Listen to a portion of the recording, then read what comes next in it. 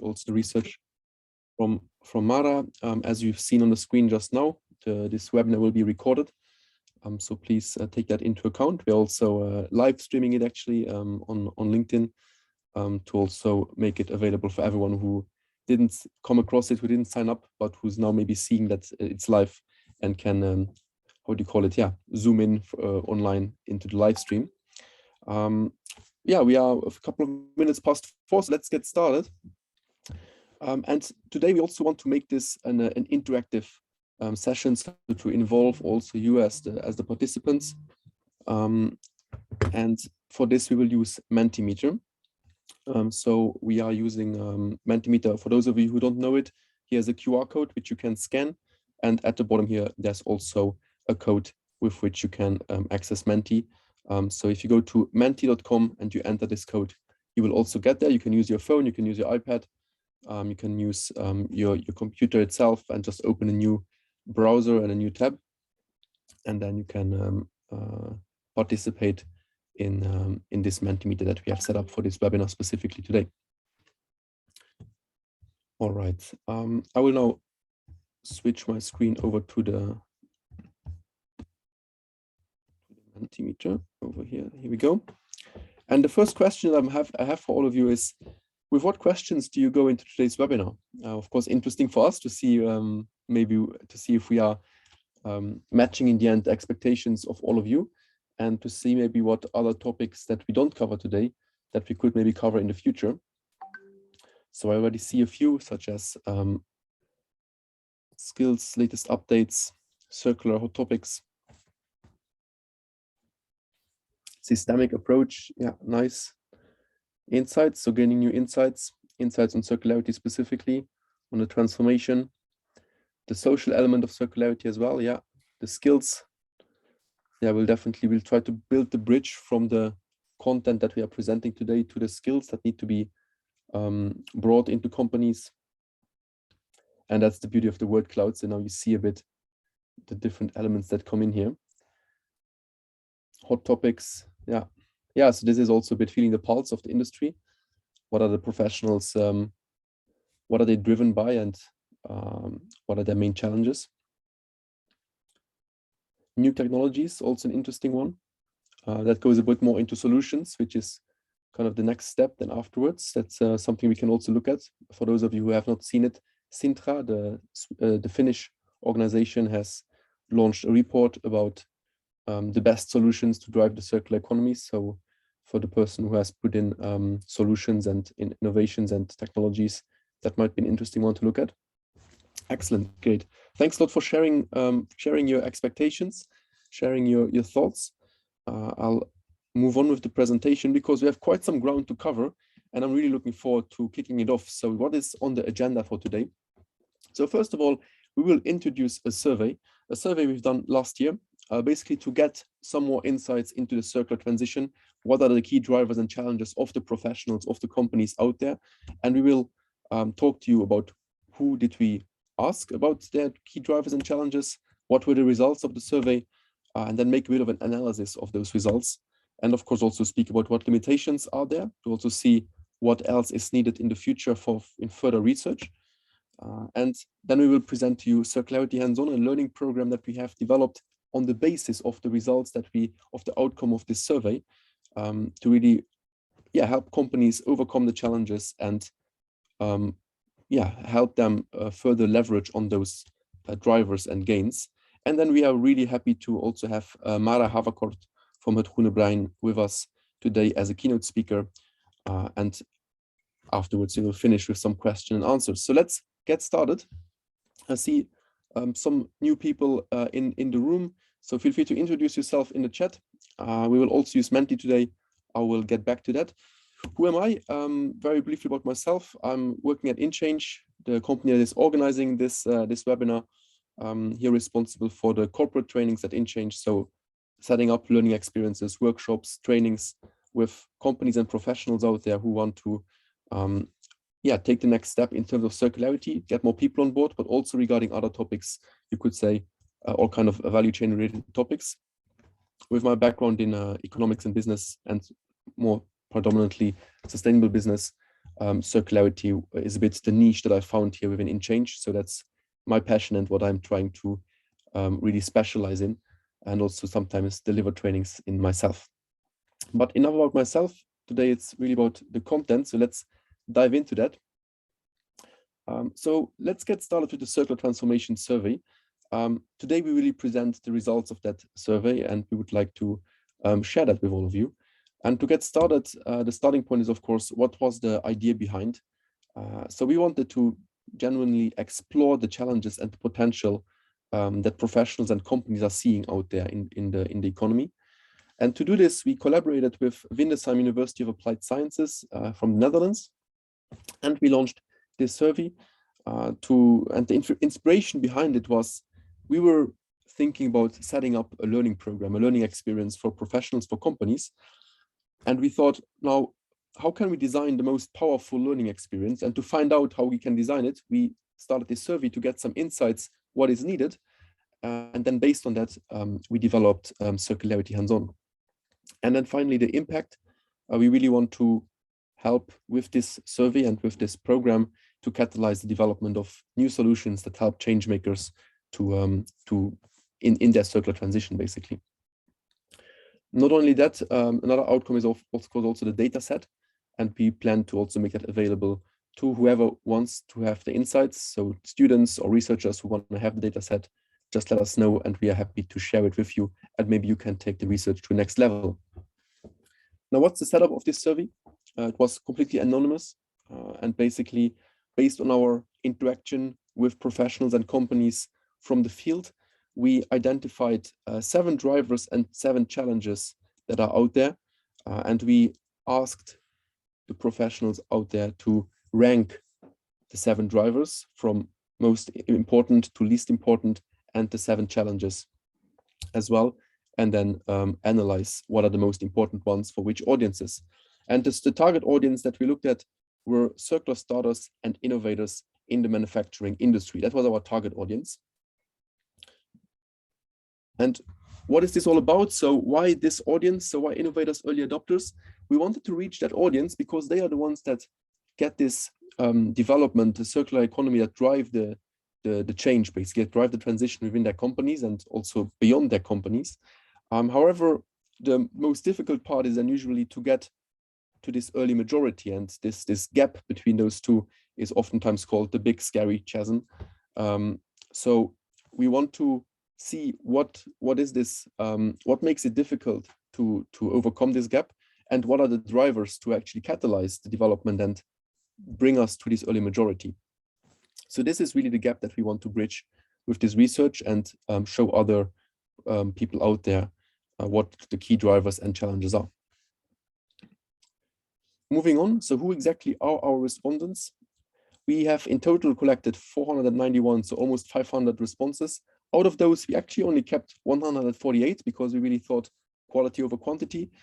So we kept out the responses from which were unfinished, for example, students as well, because we really wanted to have professionals who are working in the field, and also some industries which are a bit more difficult to relate to this. So we took also some industries out and wanted to really focus on the manufacturing side of things.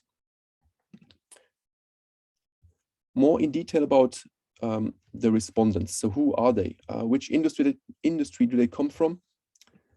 We see predominantly manufacturing, which is great. Also a lot of people who said from another industry that was not listed here on the list, which is of course a small limitation because we don't exactly know what that one is, but also several other industries that we still deem relevant. In terms of company size, that's quite nice because we have quite a lot of respondents from really quite big companies, also a lot of smaller companies. So we have quite a diversity here in terms of respondents, which makes it also interesting in the analysis afterwards to see how did maybe the small companies respond differently compared to the larger companies, which we will dive into as well. And finally, also, what is the level of seniority? Here again, quite nice to see that most of the responders that we are looking at are really of quite some high level of seniority, so really the decision makers in the circular transition. And at this moment, I would also like to introduce Eche Hack, Managing Director and co-founder here at InChange. I'll do a quick introduction of Eche in terms of interests and background, because I think otherwise Eche would be too humble about himself. Eche is not only passionate about sailing, but he's also co-founder of Involvation, a really high-level expertise supply chain management consulting company from the Netherlands, and of InChange, the company where I'm also working at now. And beyond that, at InChange, then Eche is the driving force, you could say, behind not only one, not two, but actually 3 business simulation games that are now used all over the world at universities and at companies to really create engaging and impactful training programs, and currently finalizing the development of a new business simulation game, the Triple Connection, which will focus on not the circular, but the sustainable transition of companies. So looking at people, planet, and prosperity. So really glad to have you with us also in this webinar today, Eche. Thank you very much, Noah. Happy to be here. Yeah, great. And on the next slide, I also have a couple of questions for you. Before getting there, Eche, I want to briefly introduce also the involvement and the stage of the circular transformation that the companies are in. So to what extent are the respondents involved in the circular transition in their company? What is nice to see here is that many of them are primarily involved. Of course, we want to talk especially to those people, but it's also interesting to see what those that are a bit less involved, what those respond. Maybe they have different drivers and challenges that those who are really at the forefront. In terms of at what stage the companies are at, we see that most responders have started, and quite a few also have not started. And that's, again, very interesting to look at those who have not started. Why have they not started yet? What are the challenges they are seeing for not getting started? And finally, of course, also, what is the focus of the circular transformation? And here I want to maybe briefly ask you, Eche, if you could share maybe a bit more about those different circular strategies and why it's interesting to look at that. Yeah, sure. Yeah, what you see actually on this picture is interesting, that the biggest chunk on this graph is recycling. So actually 28% of the companies who responded to this said, we are busy with circular economy and we are focusing on recycling. And of course, that is that's interesting because that is the most well-known part of, and everyone knows it, of circular economy.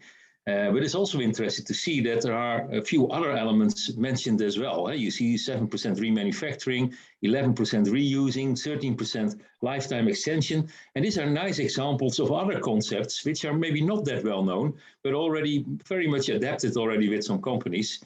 And I think this is interesting because these are also high value strategies in circular economy. So happy to see that there are lots of companies already focusing on these elements. Yeah, and I think once you as a company dive into the circular economy, you realize it goes much further than just recycling. So so indeed, I think to see that it's a wider range and not only recycling. So we see a lot of different focuses there, and that's great to see. Yeah, nice. Thanks for sharing. Moving on, what are the results? So far we've mostly looked at the background of the survey. So why and who. Now let's look at the results. And before we present the results, we thought it would be a nice exercise to ask you, the audience here with us today, what you think and how you would rank those results. Maybe some of you are not part of a company that is leading a circular strategy. Maybe you are, for example, in the services industry or similar, or you're at university. So maybe feel free to still respond in the way that maybe you see your clients taking their position, or maybe from your experience in terms of what companies what you see going on there. So this is really like an informal survey, you could say. So no worries about the participating or not. That's all up to you. Also, thanks for those who answered the previous question. So moving on, you can rank the following drivers. So what are the drivers, really the things that give you gains in the circular transition, from most important to least important. I'll give you a few moments to repeat for those who just joined. You see at the top of the screen how to access this kind of small Mentimeter, as it's called. So you can go to menti.com, enter the code that is shown on the top of the screen, and then participate in the poll.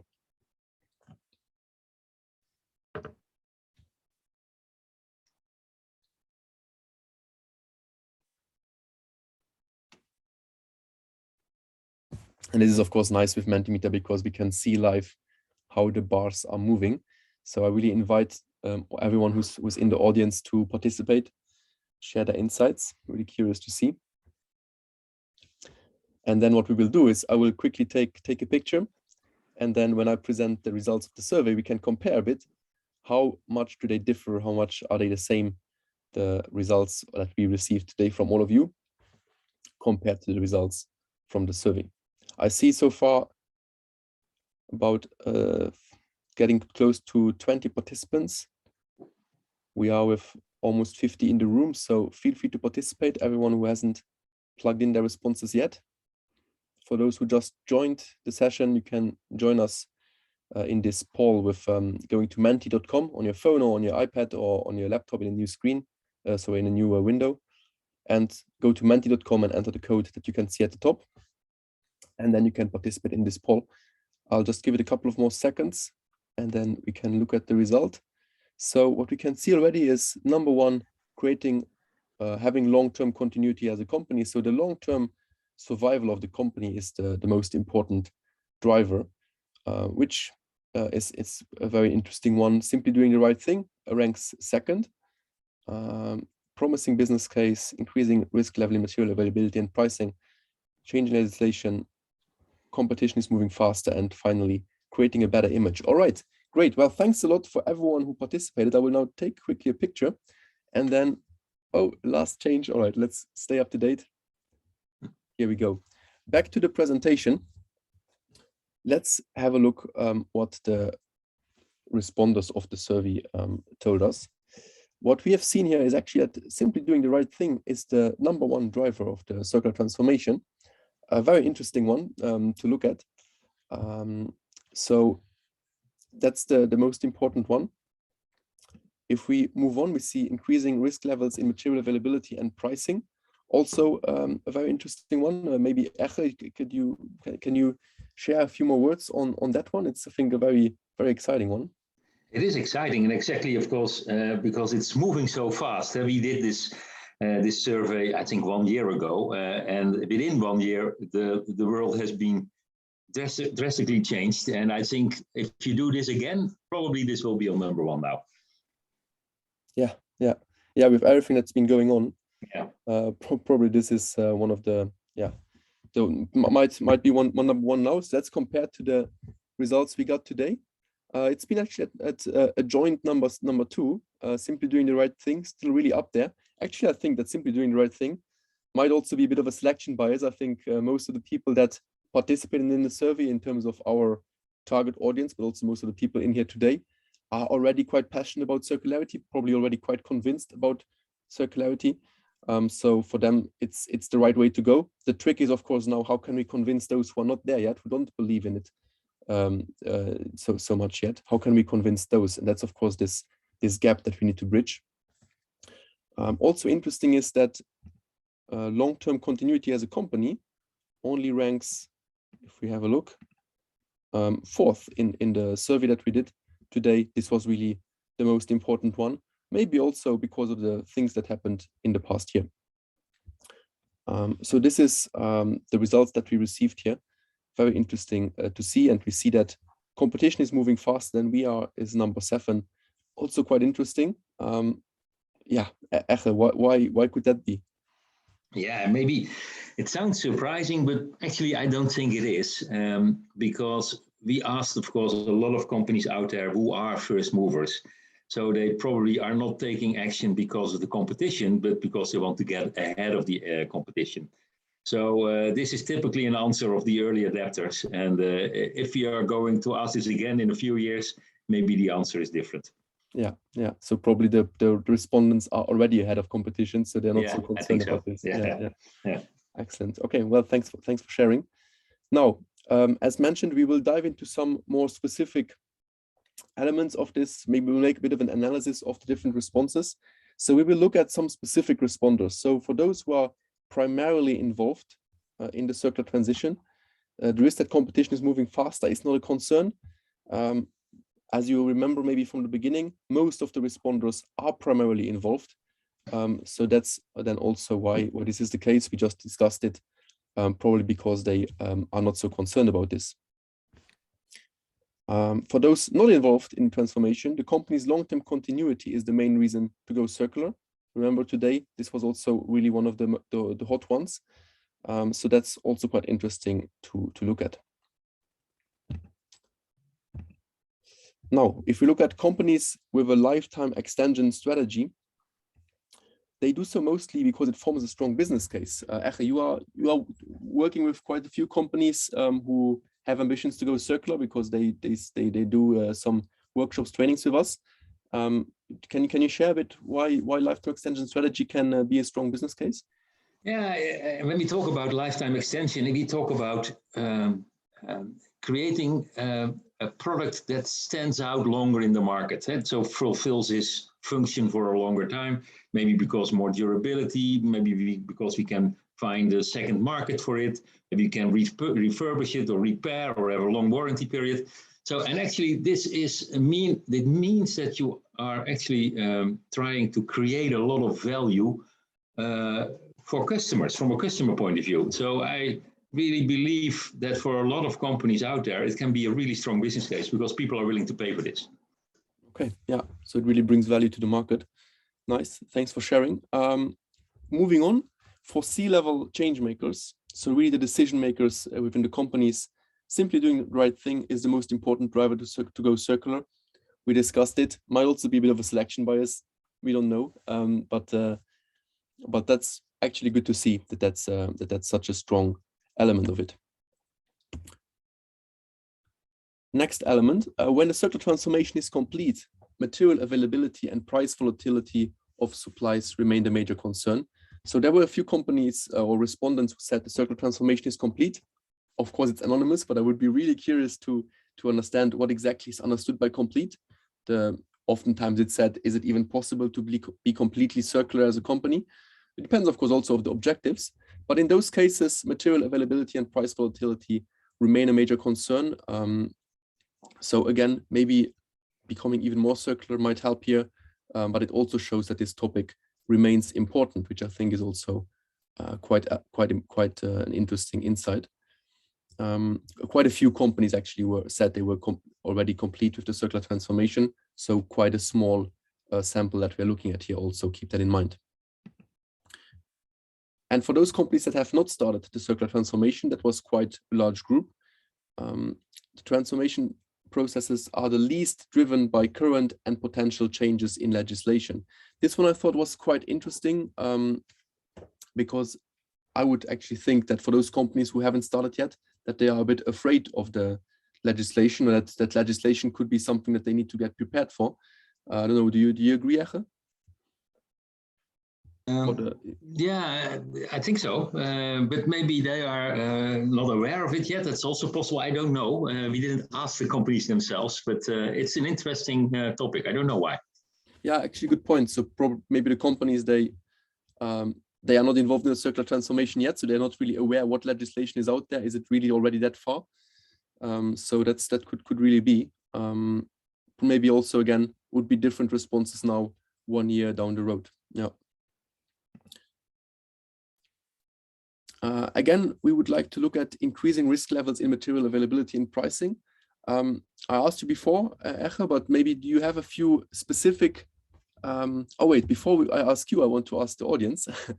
How does the audience think? How do you, all of you who are with us today, think how circularity can actually help to decrease the supply availability and pricing risks? A very hot topic, so I'm really curious to see what you all think about this. For those of you who just joined us, you can participate in this poll by going to menti.com. It's also the indications are also at the top of the screen. So if you go to menti.com and enter the code that is listed there, then you can participate in this question as well. So circularity provides alternatives. So maybe I assume that's connected to alternative sourcing options. Resource independence, so you're a bit less dependent of the raw material market, basically. Local sourcing, yeah, circularity is often a lot more local. So the local sourcing, local supply becomes very important.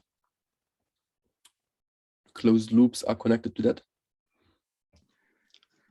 Long lifetime strategies. So basically you are, you need, how I interpret that is that you need less to produce your products less often. They are longer on the market.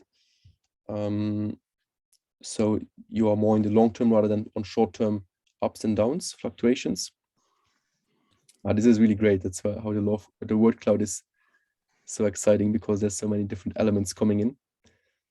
Secondary resources, less market dependent, reducing input needs, going into similar directions. It's a tough question. Anything on the screen that you think is missing? No, I don't think there is something missing. I really love the answers, and I'm also loving, I'd like to see that the localization is in the middle. And I think that's one of the key elements in here, that you can prevent traveling your raw materials going all over the world, but use it actually from nearby by reusing some materials again. And you can't do that probably on your own as a company. You need a whole network of companies to make that happen. But if you are able to do that, it's a very strong point, not only because of sourcing issues, but nowadays also because of transportation issues, of course. And I think you touched upon a very important point there, because if you try to become circular and you create a return flow where the product has to travel from across the world back to you, and then from you back to a service provider who can disassemble it, and from that one again across the other part of the world to remanufacture, and then back to you again to build it into a new product, then you haven't really done so much good because you don't localize those cycles. So that's I think also an important topic, that creating the loops, creating the cycles, a very important element of the circular strategy, of course, but it shouldn't go, the product shouldn't travel across the world several times just to create those cycles, basically. Excellent screen. We will actually, we will definitely take this forward ourselves and analyze ourselves more in detail later on. We don't have the time to go into each of these elements separately, so we have to move on. Looking at the challenges. So here, again, same story. I will quickly ask the audience, how would you rank the following 7 challenges in the economy? So from most important to the most tough challenge that you see out there within your company or the companies that you work with, to the least important challenge.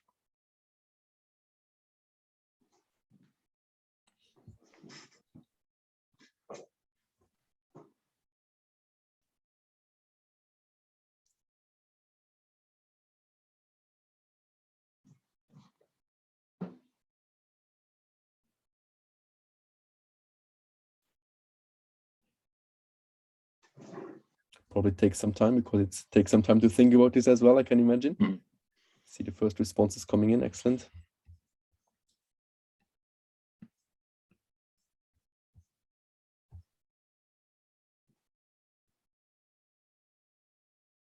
All right, and now we see something developing.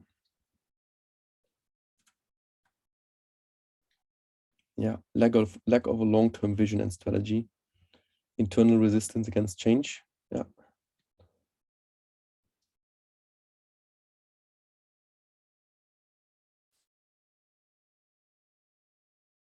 I'll give it a few more seconds. So everyone who has not participated yet, please put in your answers now.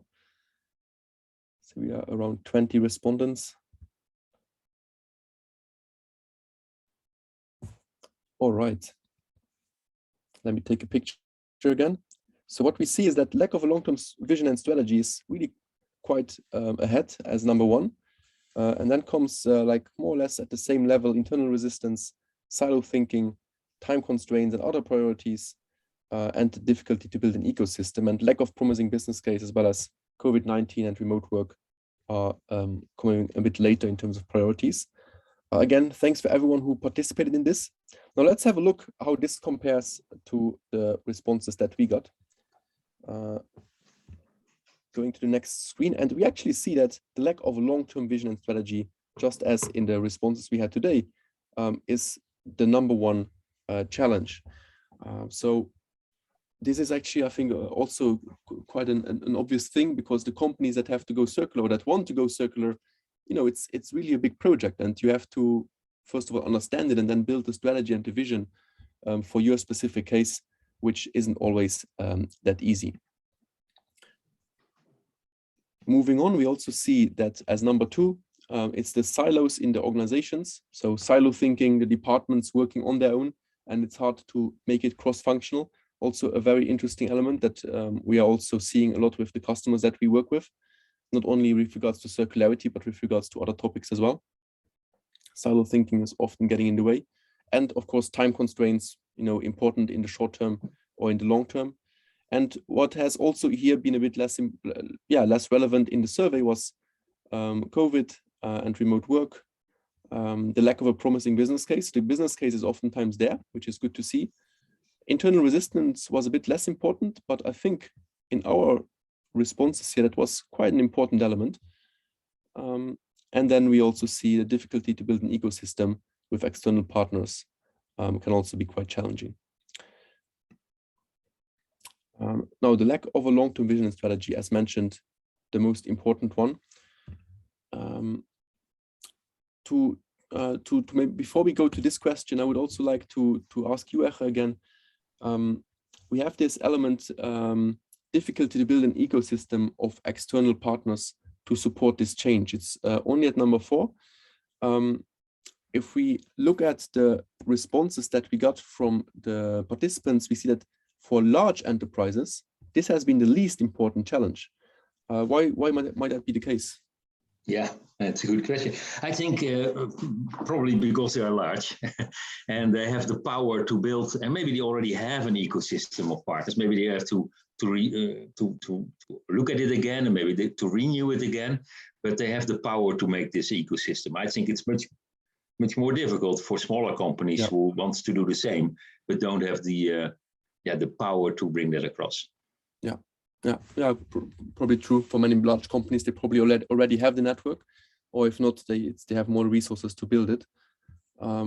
Now, for companies where no transformation is ongoing yet, ongoing or not ongoing yet, the lack of a promising business case is the biggest hurdle to get started. Also, that I think makes sense. Otherwise, they might have been starting already if there was a very strong business case. So, of course, one of the challenges is how can we bring those business cases to those companies and share those cases with them. Silo thinking is the lowest scoring challenge for entry-level change makers, maybe because at an entry level, you don't see the silo thinking behavior yet. You're not yet at an, you maybe are not confronted with the high-level overview of the company, but this was quite different for those respondents who are at more senior and really decision-maker positions.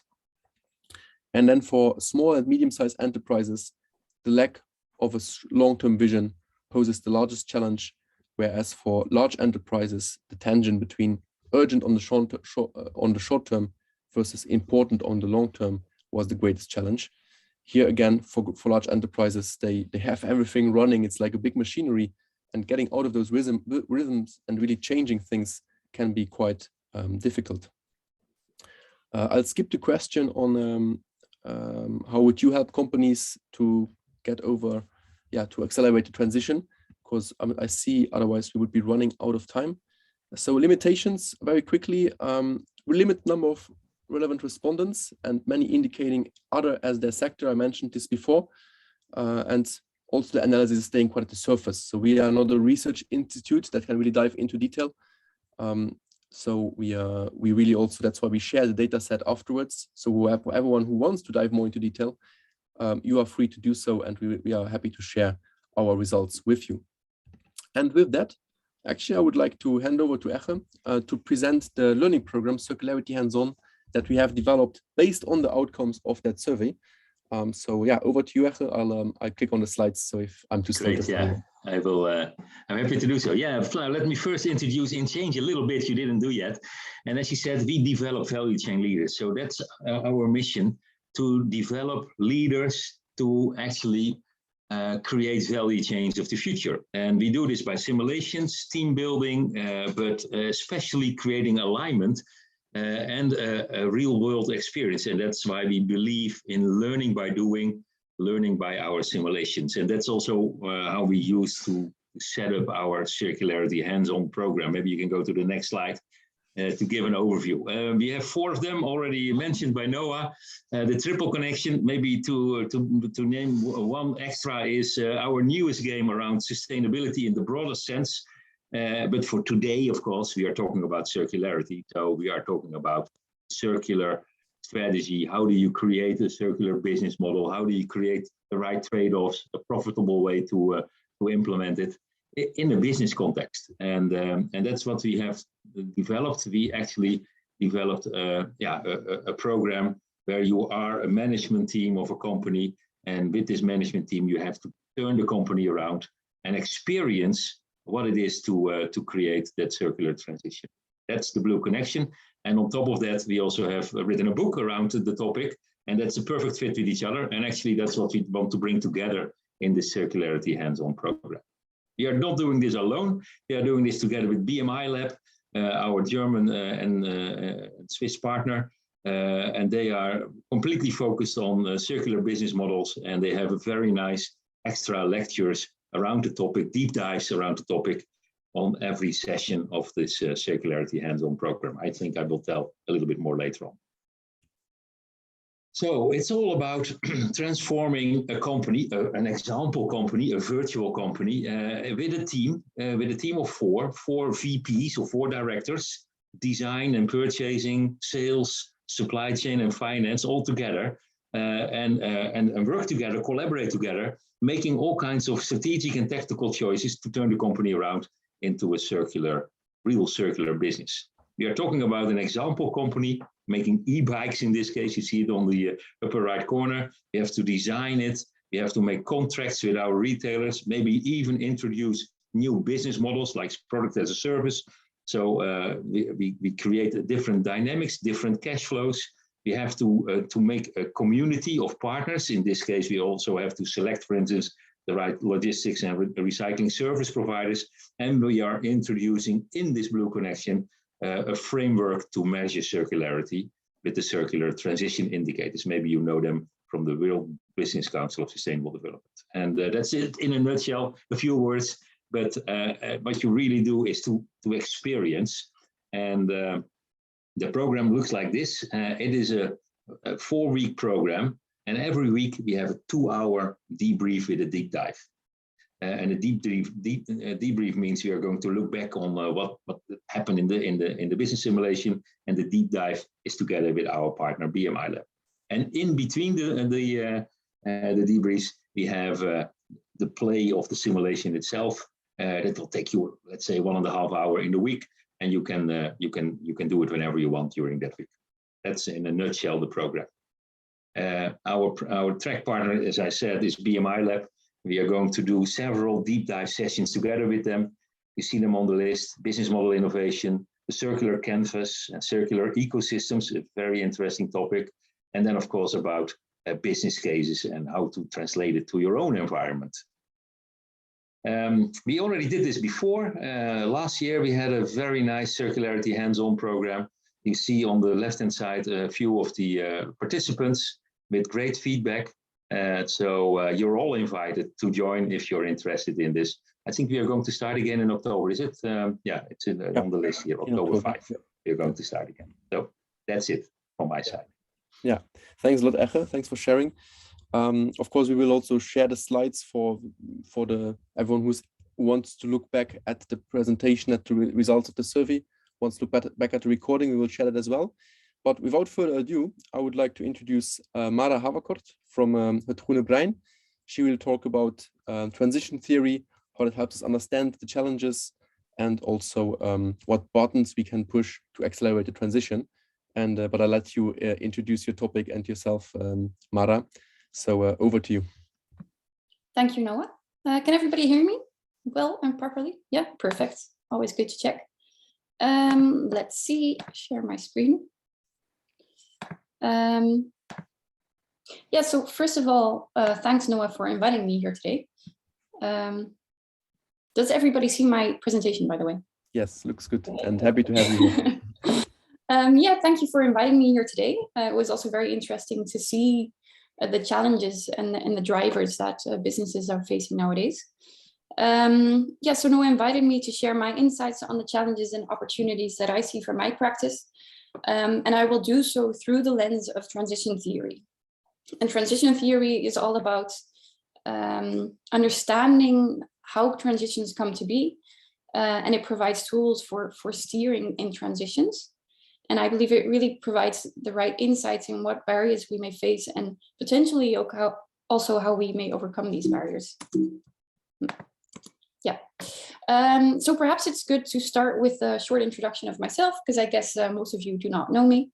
My name is Mada Haverkort, and I'm working on the topic of circular economy in many different roles. So first of all, what I do is I'm a circular program manager at Het Groene Brein. That translates to the green brain. And we have a network of scientists that are moving towards a circular economy, or aim to move towards a circular economy. And our mission is to unlock the potential of science in that process. And besides that, I also work for het Versnellingshuis Nederland Circulair, where I'm a case manager. And Versnellingshuis is one of our initiatives that we set up together with other companies. And here, SMEs that face challenges in the transition to a circular economy, they can knock on our door, and we try to help them to find ways to overcome their barriers. And the last position that I have is that nowadays I'm also working on a research on circular economy policy and its effectiveness at one of the Dutch courts of accounts of the provinces. And through these different experiences, I have been able to gain some insights in what is happening in the industry, what are the challenges, what are the opportunities. And that's what I want to share with you today. As I said, I will do so through the lens of transition theory, because over the past months, I've been able to dive into this topic, and I came to realize that it was really insightful. And I had a lot of these aha moments, these moments of epiphany, that I really understand the challenges that I'm seeing in practice, and I can relate it to the theory. And also I gained some tools over how I can overcome these challenges and what we can do to accelerate the transition. So I hope that today I can also share these insights with you, and that it's also creates some of these aha moments for you. So first I will explain the theory of sustainable market transformation. This is a model from André Nijhoff and Lucas Simons. And then I will provide some examples from practice. So I guess the best way is to dive right into it. So through years of sustainability consulting and training, and also through academics, Simons and Nijhoff actually arrived at what they believe to be a very crucial insight, and that is that the various sustainability challenges that we're facing today, they're not random events. They're actually very predictable, and they're the outcomes of the underlying market system. So there are failures in our markets, and those are causing the system or the sustainability challenges. And to adjust or to address these challenges, we really need to look at these underlying market dynamics. So due to their magnitude and their complexity, sustainability challenges may all appear different, but actually they're very similar. And even more so is actually that the process that a market undergoes to become more sustainable is very predictable. There are actually 4 phases that a market undergoes in general. And in each phase, different activities are necessary. So I would like to take you through these different phases today.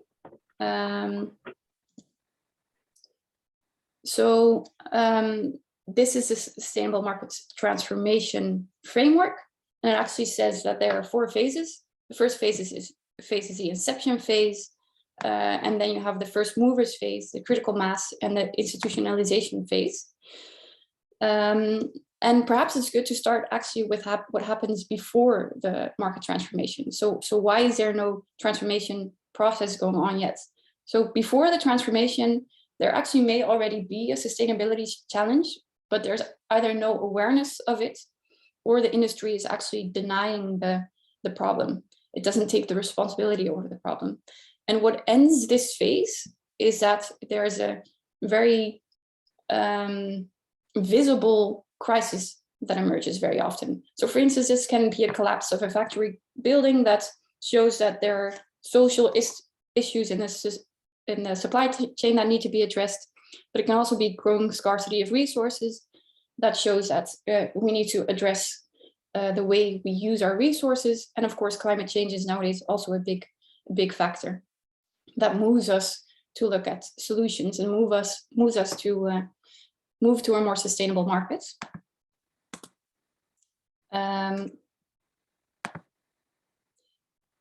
Yeah, so then once that major crisis happens, the awareness around a problem is growing.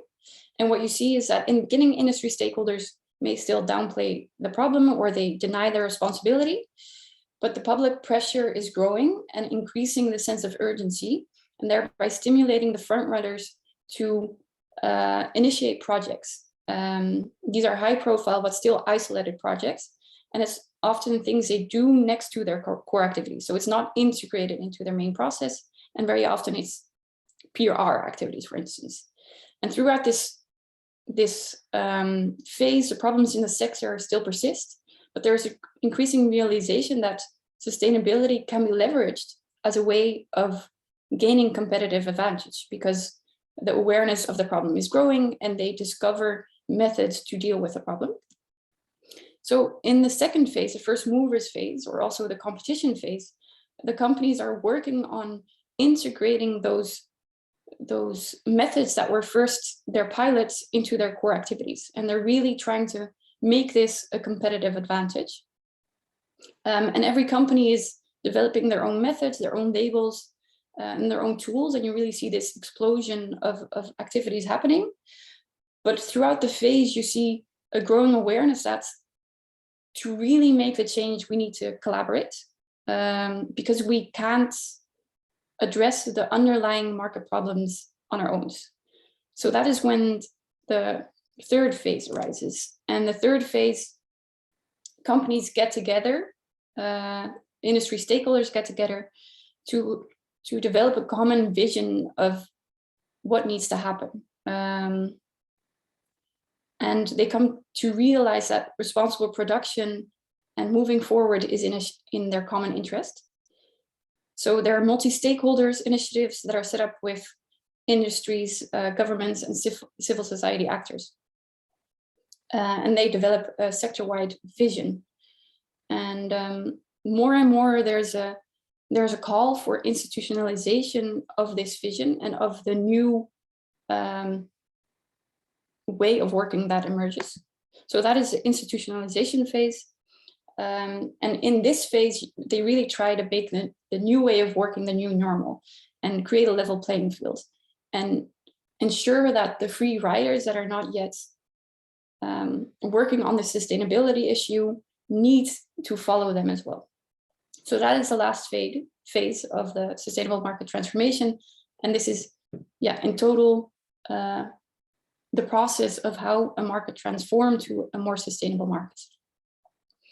And with that, I would actually like to, for something else.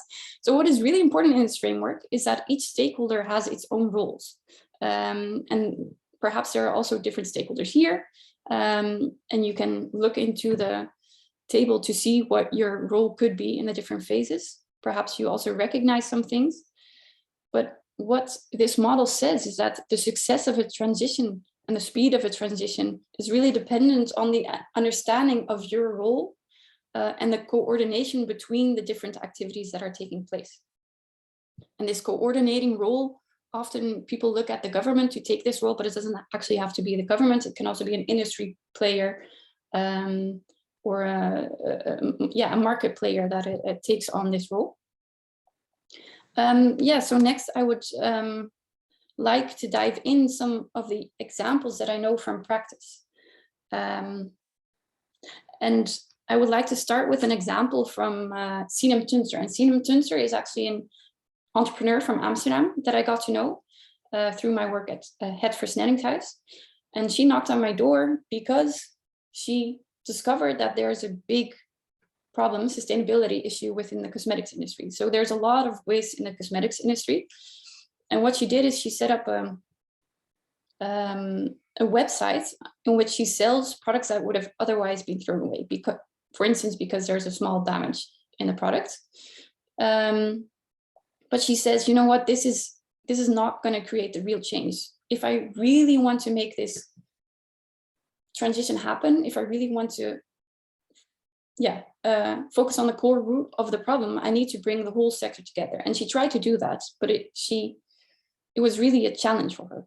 What she told me is, I spoke to 500 players in the industry, from brand resellers, retailers, and wholesalers, but nobody was aware of the problem.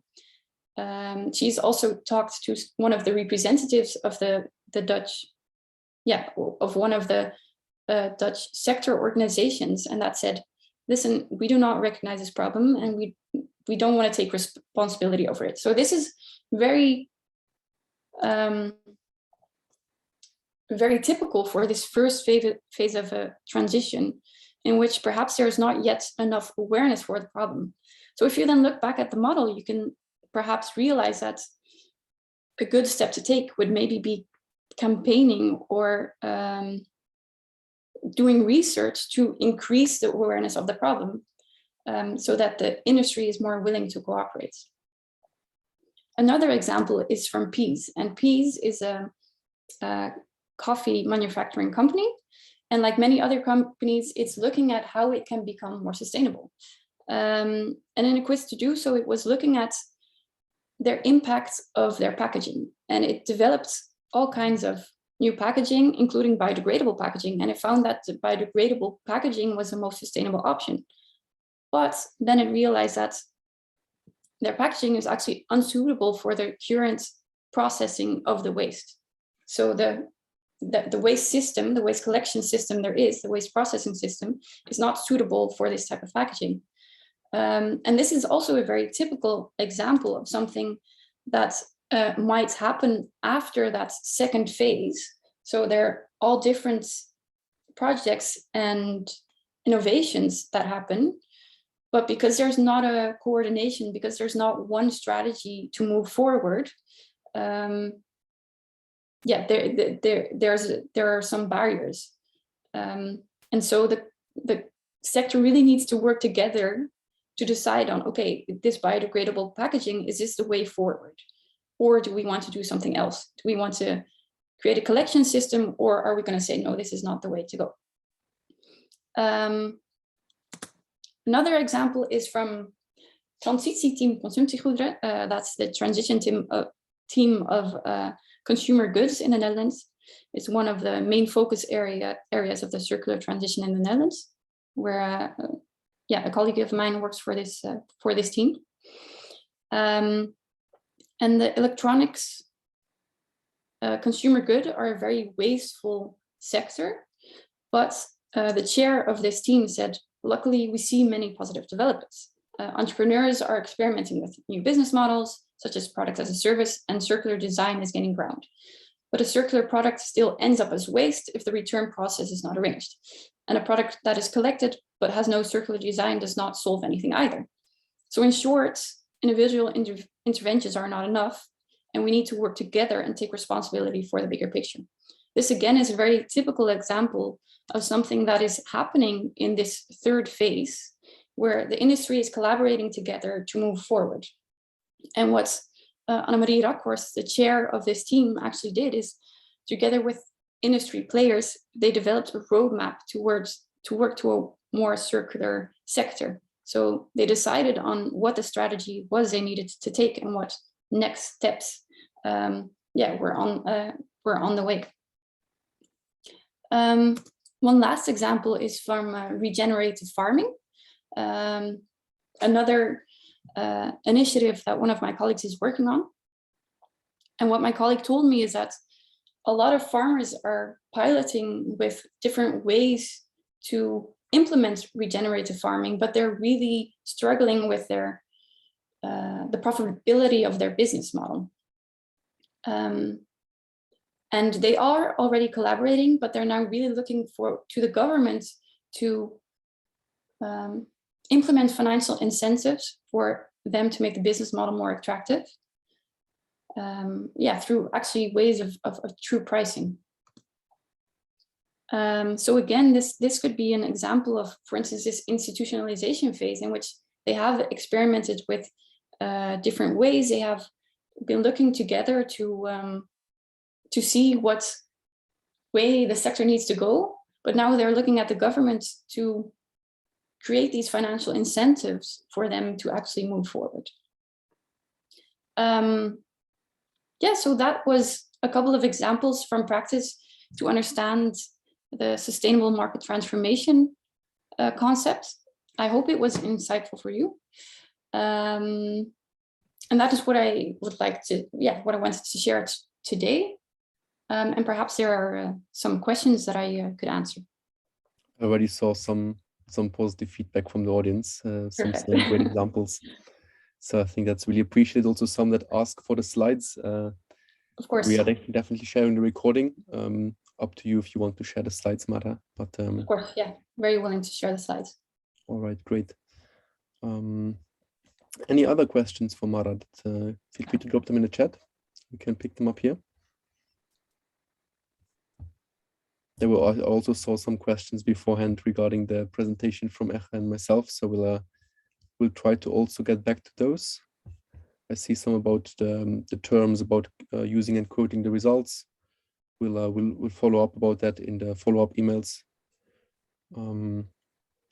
Roy Brooks also saying great presentation. Thanks for that feedback. In general, I saw a lot of interaction in the chat. So that's great to see. So a bit hard to follow for me right now. If maybe anyone from the team has come across some questions that could be addressed right now, feel free to let us know. In general, otherwise, there's still a couple of minutes for some more questions. Maybe Mara, to get back to the question I had in the presentation that we didn't really have the time to go through, but I had a question for the audience. How would you help companies create a long-term vision and strategy? You work quite a bit in that field with talking to many stakeholders. What do you think? What are the main ingredients to help companies create long-term vision and strategy? I think there's not one answer, but I think what is a very important starting point is to not get lost in all the possibilities and all the ways that you can become more circular. So to really choose a focus that is relevant to your core activities. So for instance, if you're a manufacturing company, really look at the product itself rather than doing something in something additional on the side. So really choose an area that is relevant to your industry. Yeah, and my background would be a good starting point at a very high level to say, do we look at technical on the technical side of the circular economy, or rather more on the organic side, maybe, to see what's most applicable to us as a company. Thanks for sharing. Another question: in which level of transformation do you, Mara, see the circular economy? Yeah, I think that's a good question, but actually the answer is that there's not one level in which the transformation is, because each market is really in a different phase of the transition. So the cosmetics industry is not as far, for instance, as the fashion industry. So in the fashion industry, there's a lot more awareness on the fact that there is a lot of waste and we need to tackle this. And there are a lot of initiatives regarding that. Well, in the cosmetics industry, we might be earlier in the transition. We're not as far as the fashion industry. So it's very different for the different sectors. Excellent. Thanks for answering. Then Henry is asking, what is the most common challenge working with companies to start a process to transition towards a circular business model? I think it's very different for the different types of companies. What is very, indeed, one big question is, where do we start? So then I would recommend companies indeed to choose a focus or to follow a program. There are nowadays many programs that help you find relevant circular strategies for your company. So that is an important one. Yeah, great. Thanks. Yeah, probably also very different between the industries. I see we are reaching already 5 o'clock. So for all of those who are still with us, feel free to stay in for the couple of questions we're still covering. For everyone else, thanks a lot for joining us. Already now, I can imagine some of you have to go into the next meeting or also end your day. It's already 5 o'clock in the afternoon. So again, really appreciate you being here with us today. Another question that came up: are consumers more aware about circularity than manufacturers? Oh, I think that also dependent on the industry. Yeah. But indeed, the challenges with resources nowadays are really making manufacturers more aware of the urgency of the circular economy. Yeah. By the way, if I'm going down, my chair has been so I'm constantly going more at a lower level. I see many thank you messages, a very interesting presentation. So thanks again, Mara, for joining us. If do you have a couple of more minutes, then we can go through more questions. Otherwise, we can follow up on those questions in the follow-up emails. What do you think? Yeah, perhaps it's best to follow up in the emails, because I also will have to leave soon. Sounds good. All right. Yeah, well, then I would like to thank again the audience for all your questions. We will try to give you the well-deserved answers in the follow-up. So we will share the recording, we will share the information, the slides, and everything else. If there's any further questions, let us know. Again, big thanks to you, Mara, for joining us. A really excellent complementation to the program that we had set up. Thanks to Echa as well for sharing your insights, working a lot with companies on circular programs. So that was really valuable insight as well. And yeah, let's get back to work and catalyze further. Thanks a lot, everyone. Thank you. Thank you, Noah. Bye-bye. Thanks, Echa. Bye-bye.